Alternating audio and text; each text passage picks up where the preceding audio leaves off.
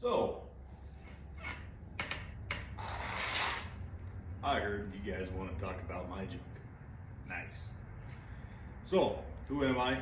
My name is Mac. I live in western North Dakota, and I build stuff. I build anything and everything, cars, tools, you name it, I try and build it. I've been a mechanic all my life. I like hot rods, and I like your unconventional stuff. I like doing stuff that nobody else has done before, or not necessarily nobody else, because, you know, I hate to say it, I'm not the first to do some of my projects, but I'm definitely the first to use some very specific things and doing it my way. So obviously behind me is my favorite piece of my junk, my 1964 Cadillac Sedan DeVille. I'll probably walk you through some B-roll on some of this as we walk around it, but as most of you know, because you're probably going to follow me over from TikTok, I never really planned to go viral there. I did.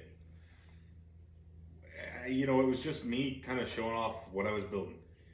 Obviously, this has a 12 valve in it, if you can't tell from sitting behind me, or if you don't know. And it doesn't just have a 12 valve. It has everybody's favorite, a bit. Oh, I'm dragging everything with me.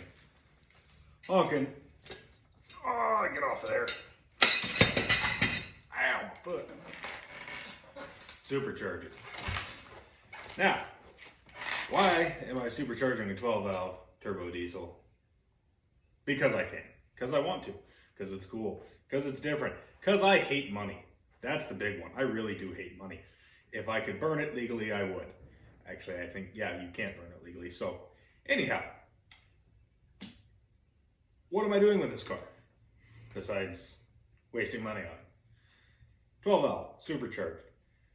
What's going to happen with it after that? Once it runs and drives, hopefully. I built the transmission, by the way, so that's where I say hopefully. I put it on airbags, cruise it around, do whatever, go to car shows, look cool. Now, why am I going through all this money, all this time, all this effort, just to say to look cool? There's a story behind this car. So, when I first bought it, I got it home from Rapid City and got it running.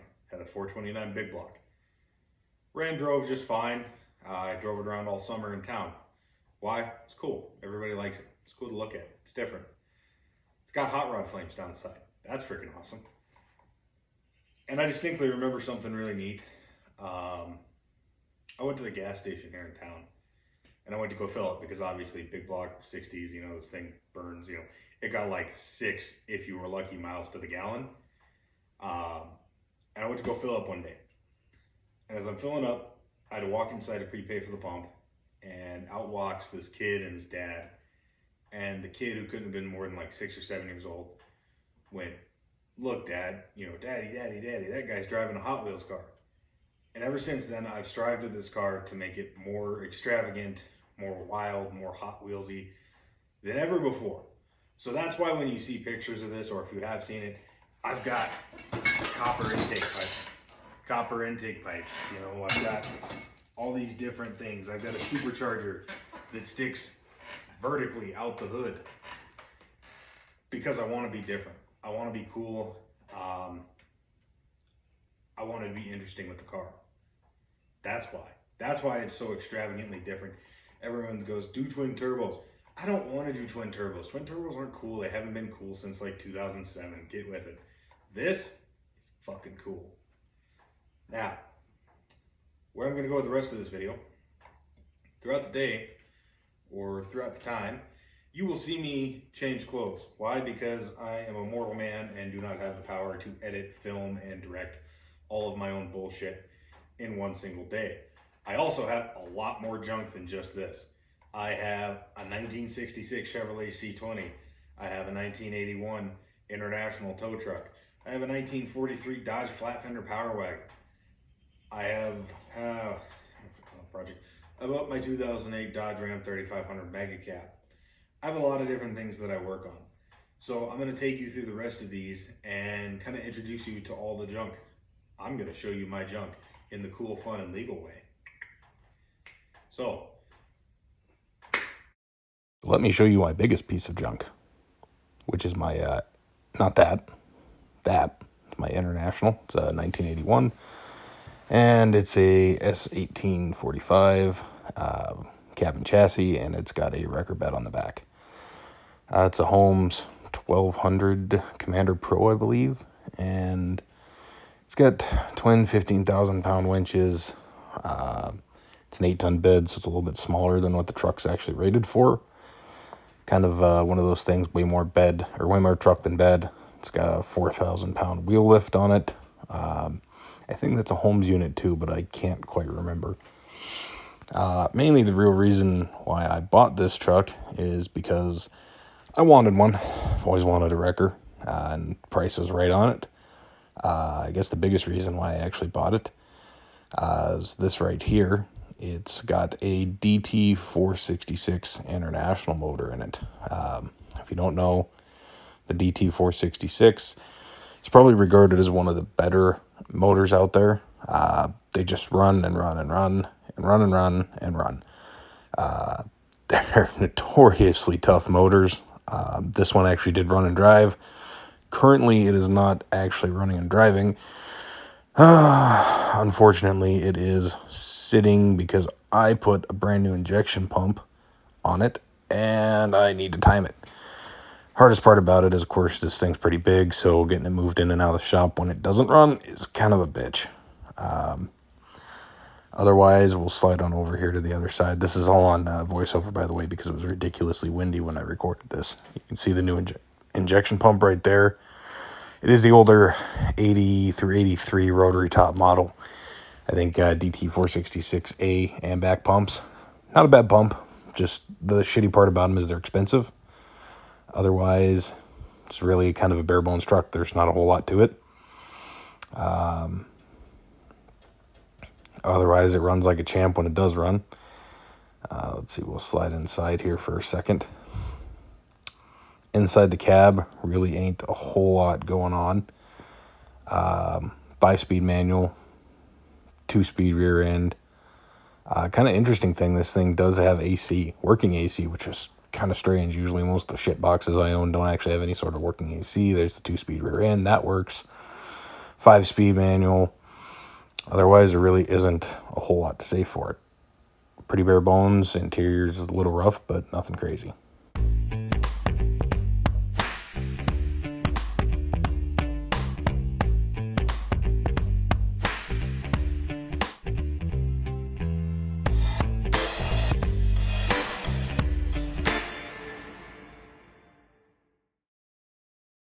All right, up next, right next to the tow truck, we have got a probably the most useful piece of junk I own. It is a 1954 American Economobile 600M or 600T. It's a weird little deal. I don't know what you would call a forklift, bucket truck, bucket. It's got a wide seal Continental flathead 4-cylinder, some upgrades on it, like an oil filter, 12-volt alternator. I did convert it from 6-volt positive ground over to just a regular 12-volt negative ground setup. It's got some other small things, new coils, new wires, plugs, all that good deal. New muffler, John Deere Gator seat. That's actually really comfortable. And it's definitely quite the useful piece of equipment. It does have some downfalls. It does have, it's only front wheel drive. It does have these massive cylinders on it though. And this thing can lift like crazy. I mean, it'll lift like 30 feet in the air. I mean, that boom will go pretty much vertical. So here I'm going to go through kind of a high speed, sped up version of me trying to start the damn thing, and I'll show you how far it actually lifts all the way up. It'll actually go pretty dang high.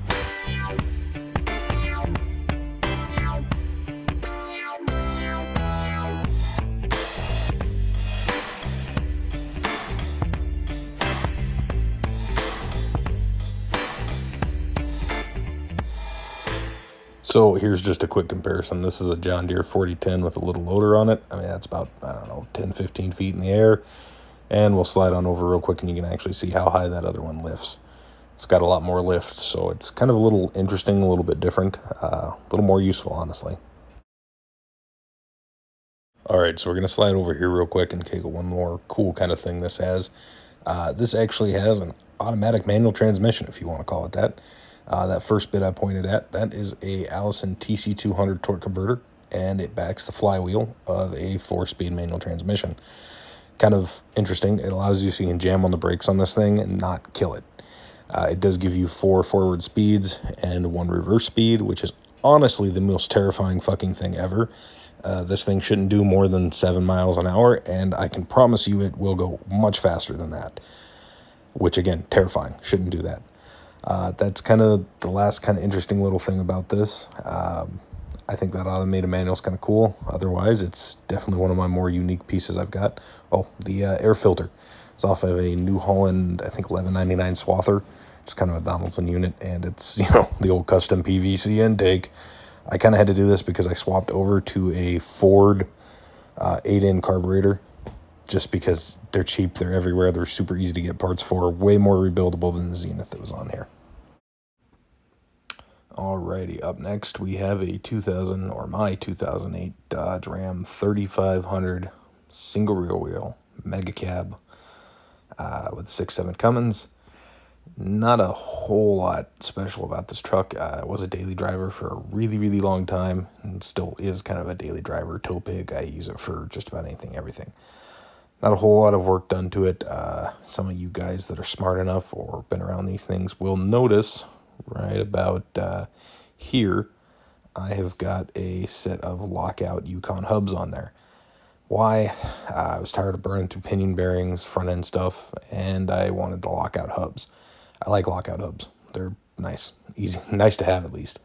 Otherwise, it's got a Carly track bar. Future plans, I would love to eventually build a long arm kit for this thing, and I want to use it as kind of a overlanding off-road camper deal. It's got the big R80 Performance Rad front bumper on there, 7071 aluminum. Nothing really super duper fancy otherwise. Might build like an off-road camp style rack for the back, build the long arms. I like to do all that stuff myself, and I've got the tube bender to do it, so why not? Otherwise, it's really just kind of a stock deal. Engine-wise, the only things I've really done, I've got a set of ARP 625 head studs in there, and it's been deleted. So just your typical stuff. Otherwise, it's just a good running Cummins. We'll get a quick startup clip in here afterwards in just a second.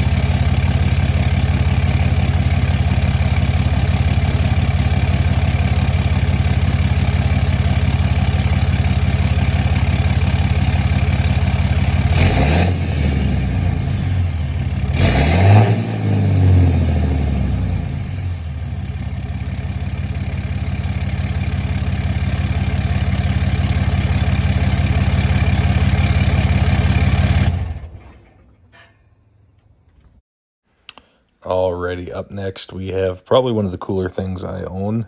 This is my 1943 Dodge Power Wagon. It is a WC53 carryall, technically not a Power Wagon, but you know what, screw you Power Wagon enthusiasts, I'm going to call it a Power Wagon. Anyhow, it is a military vehicle. A WC53 was your SUV style military Power Wagon deal from World War II. This one, I do have the fenders for it. It's got kind of an upgrade. It's got a 727, 360. Story goes behind these deals.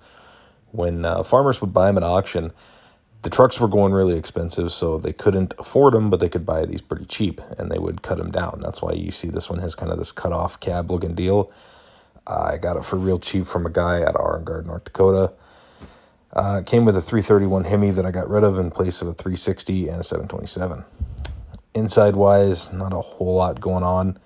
I built a firewall for it. Obviously, everything is still kind of in need of a lot of work. I just don't really have the time to do so many projects. Seats out of like a 65 Skylark, I think, is probably the nicest part of this whole deal.